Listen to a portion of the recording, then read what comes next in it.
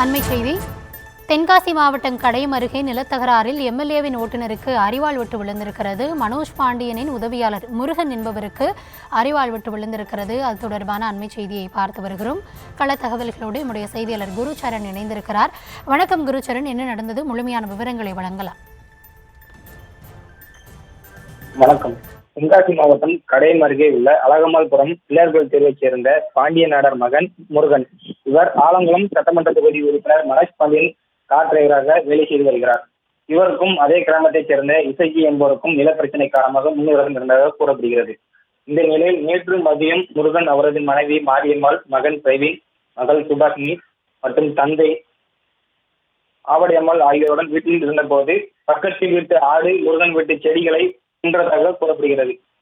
இதனால் முருகன் கட்டிக்கட்டராகவும் ஆத்திரமடைந்த இசைக்கு அவருடைய சகோதரர் குமார் மற்றும் உறவினர்கள் பராஜ், சங்கரலிங்கம் உட்பட்ட அருவாள் மற்றும் கம்பிகளுடன் தாக்கியதாக கூறப்படுகிறது.